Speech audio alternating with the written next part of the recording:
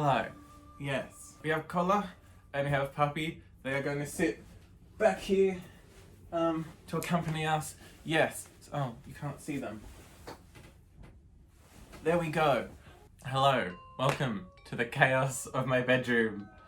You think it's a chaotic up here? It's chaotic everywhere. Haha. Yeah, we're filming in 2014 YouTuber aesthetic on the bed. Yeah, I am here to talk to the interwebs about my thing at the con, which is ethnomusicology, and why I love it so much. If you've had any interaction with me ever in your life, you would have heard the word ethnomusicology come up, because that is the only thing I talk about. Oh, my light, I forgot. Guys, I have the fancy light, and I'm not using it. There we go. Fancy light. Is there any change? No. Okay. Yes, so... what is ethnomusicology? The basic answer is that ethnomusicology is the academic study of music and how it relates to culture. Ethnomusicology also relates to sociomusicology, which is how society relates to music. And so you can have this little triangle thing. So in the triangle, you've got the society, which are the people, the culture, which is the generic concept of stuff that we make to exist, and then music, which is kind of the part of culture. So it's a bit weird to think of ethnomusicology because you're thinking of like, how does culture relate to itself? And so how society relates to culture is called anthropology. How culture relates to music is ethnomusicology, and how society relates to music is sociomusicology. And so they're all kind of linked, even though they're different. So the word ethnomusicology is made up of musicology. No, it's just gonna be flipped. Musicology, yes, which is the academic study of music, and then the prefix ethno, and ethno just means pertaining to culture. For the rest of the video, I'm just going to say ethnomusicology, and that's going to mean all of it, both ethno and sociomusicology, because I don't want to have to say ethno and sociomusicology every single time, because that's a lot of syllables. You might be asking, what does ethnomusicology include? You're going to be asking. Ethnomusicology involves literally anything that is culture. Anything that you can think of that is culture and how that relates to music. So there's things like religion, or science, or language, or the environment, anything, how, or like, I forget, what is culture? Who knows? If you just think of life and how that relates to music, ethnomusicology, ta-da! Psychology, philosophy, history, international relations, law, like, literally anything, if you choose any other degree at the university and you just go, how does this relate to music? Then you've got ethnomusicology. And that's the reason why musicology in a field is so broad, because musicology, it's just anything, really. Like, it's not like you've got history where you're like, I'm only looking at this time, but back there. Music is like, okay, we can look at history of music, or we can look at psychology of music, or we can look at religion of music, or we can look at law of music and copyright, and we can look at science of music and how harmonics and stuff happen. We can look at geology of music.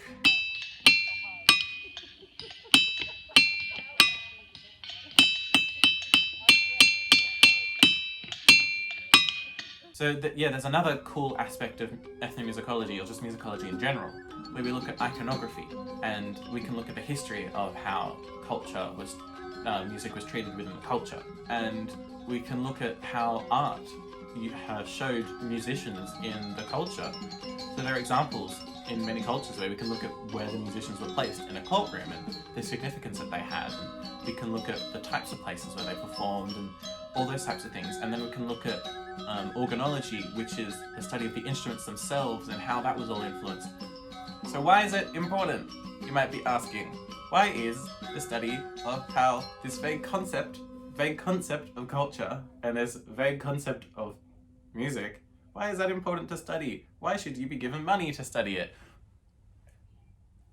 So ethnomusicology is the way that we can look at music and how it relates to all the big questions that we have in our life, in the big issues of the moment, of just big issues. If you're looking at things like climate change, or mental health, or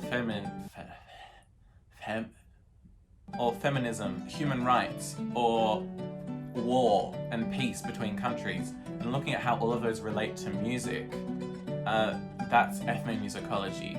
And those are big important questions, not just for musicians, they're important questions for all people, because music is something, as I've said, that all people experience. But you can look at music and politics and how that all relates. So there's a lot of interesting work.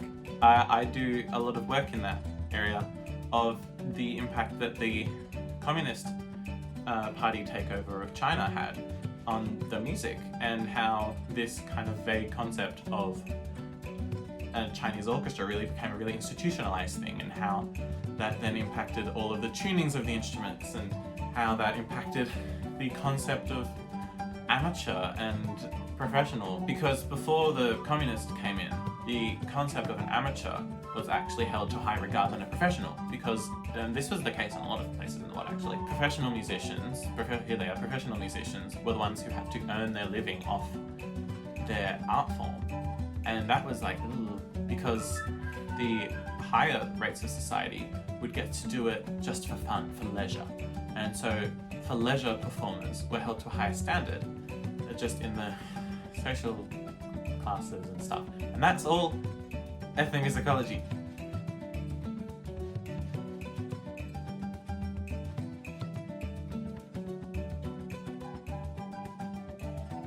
And so what I do in ethnomusicology is that I mainly focus on how language and music react.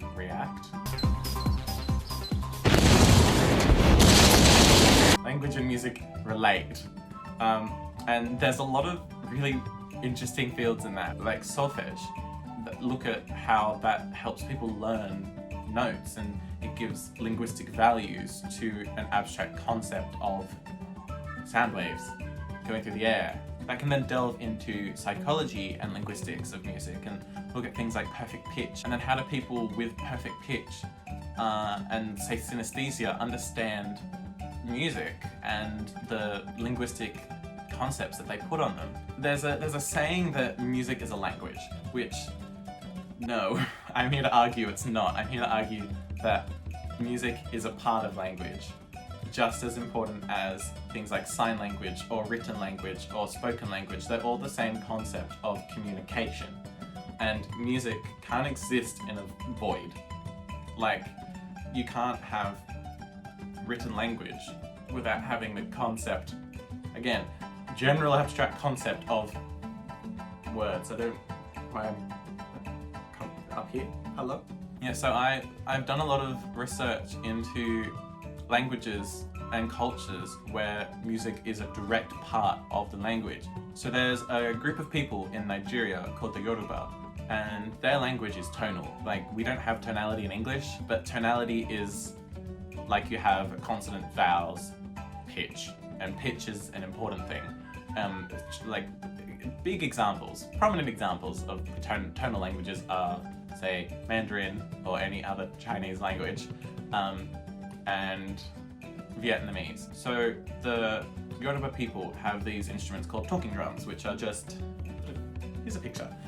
They just hold it under their arm and they tighten it to get higher pitches, and they release it to have lower pitches. It's tension of the chords on the skin.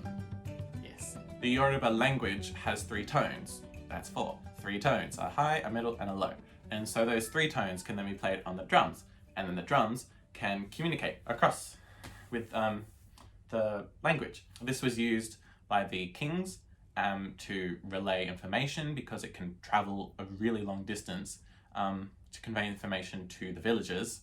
And it was also used by griots, and the griots were the history keepers. In order to become a master griot, one had to learn the entire canon. And so the concept of canon in the European context is all of the important pieces that everyone must know.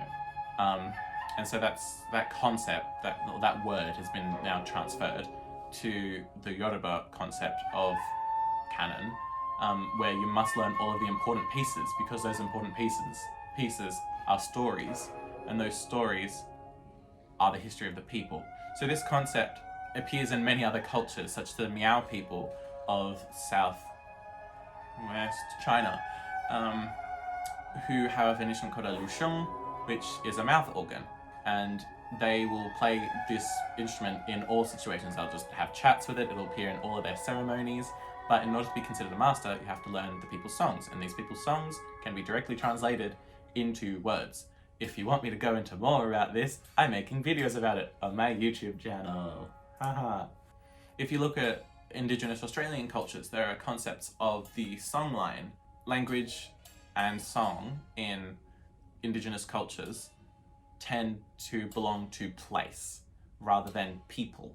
So European thought says that society makes music, society makes language. So people make language and music, people make culture. In Indigenous Australian cultures is instead that culture belongs to place and people just exist in those places. So with all of those, you can just see how important the links between language and music are for people, because it's all about telling our stories and telling our histories, and it's very, very difficult to find a culture where the vague concept of arrangement of sound doesn't have a significant meaning to people. Even in our modern era? Where am I living? Even in the modern era, where people can say, oh, music is so capitalized, you can still look, that's relating to economics of music, which is ethnomusicology. So this is a chaotic video. So it's a kind of idea that ethnomusicology is only relevant to foreign or non-Western cultures of music. But actually, the original forms of musicology were all related to ethnomusicology. It was all related to the significance of music within these cultures. An example that I like to use is, say, Wagner, and how that created in order to make the look at the stage, so he built a theatre which was different from the standard theatre at the time. It was more positioned on the box, so he would all be generally on the stage rather than the across. And he didn't on the stage rather than the front. So half the time was that he would go on a social occasion. Most of the time he was creating an and go and see what's there and have chats. And there would be a background situation, but he would show up to the and oh, look, Jim's down there, Jim Badu, he spoke my investment into the new world. Yeah, and so Wagner was changing that culture. He directly that culture with music, and so that's very forward into a lot of what we do now. It's very, if you go in ballet, if you go in opera, you don't see opera. I mean, for any non-rock, rock, but if you're seeing concerts, you're seeing opera, you're not there to see you're watch performance on stage, and that's the really important thing. I've rambled about this for way too long. So back to the idea that ethnomusicology relates to foreign music. So foreign music, hello feet. So a lot of people tend to associate it, at least in my opinion, with foreign music because they don't understand that a lot of what they've been doing has been ethnomusicology. That's just normal to them. And because there's a lot more cultures in the world outside of the European influence, there's a lot more people studying these different ideas. And so when people come across these, like when students come to these teachers, these professors in these musics that aren't what they're used to, which what they're used to tends to be European music or European influenced music, then they go, oh, that's so interesting. I really find that really cool. That must be ethnomusicology, because also the vague concept of ethno equaling non-white. But in saying that, I do get to study some very cool things. I will talk your ear off if you come up to me about it. But I also get to play, where is it? I get to play cool instruments like, oh, that's not what I want. That's the wrong key. I get to play instruments at the con, such as this dizi, which is a Chinese flute.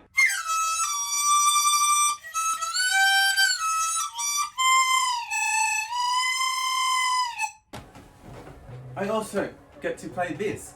Not on a bed, it's not typically on a bed, and it's also typically in tune. Oh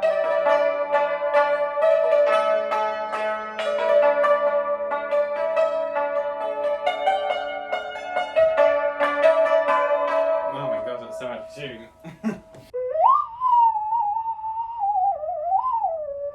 Professional. It's not in tune and it's missing 2 strings.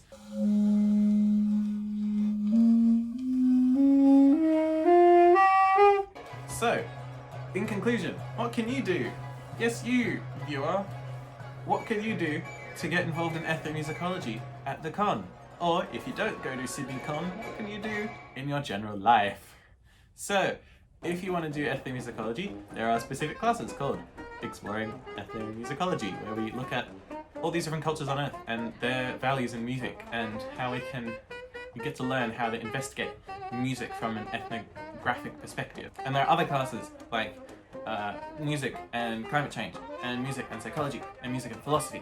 There are also a bunch of classes that you can do in Indigenous music and Indigenous culture. In Australian Musical Worlds, MCGY 1031, you get to learn about Aboriginal music and their ideas of skin names and how that all relates to the concepts of music that they have.